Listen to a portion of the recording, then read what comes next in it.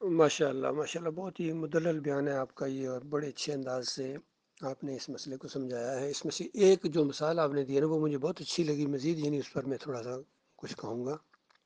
جس طرح یہ جنتی دروازہ یہاں انہوں نے بنایا ہوا ہے، تو یہ تو قبر تو کوئی نہیں ہے، نہ ہی اس کسی وہ یعنی جاندار چیز بھی نہیں ہے، یہ صرف دروازہ ہے یعنی۔ اور پھر میں بیچ میں دو دروازوں کو اور بھی لے آتا ہوں، یہ جو سونے کے دروازے ہیں، ان سونے کے دروازوں کو بھی اور اس جنتی دروازے کو بھی جہنم کی آگ کے اندر پھینکا جائے گا ان مشرکوں کی آنکھوں کے سامنے۔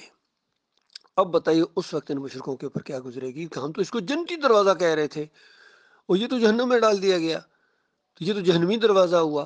تو دیکھو مومن آج بھی اس کو جہنمی دروازہ کہتے ہیں، کیونکہ ہمارا یہ عقیدہ ہے، سمجھ لیجیے کہ جو اس دروازے کے اندر سے نکلے گا اس عقیدے کے ساتھ، اس ذہن کے ساتھ کہ یہ جنتی دروازہ ہے، بڑی برکت والا ہے اور پوجا جا رہا ہے۔ صحیح کہا آپ نے۔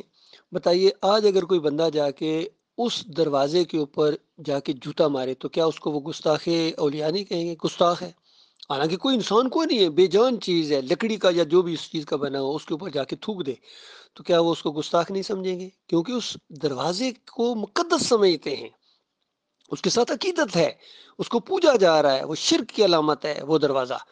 اس دروازے کی فوٹو جہاں بھی فریم کرائی جائے گی، اس کا کسی جگہ اس کو جھنڈے کے اوپر لگا دیا جائے گا، تو یہ علامت ہوگی کہ یہ ایک مشرکانہ فعل ہے اور یہ ایک مشرکوں والا کام ہے۔ تو بالکل یہی معاملہ ہے، ہم کہتے ہیں کہ یہ سارے گنبد جو ہیں یہ شرک کی علامتیں ہیں۔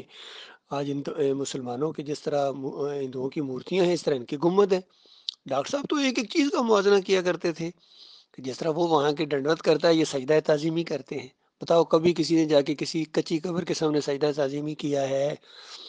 جب تک اس کو پکا نہیں کیا جائے گا، اس کے اوپر گنبد نہیں لگے گا، جب تب تک سجدہ تعظیمی نہیں ہو سکتا ہے۔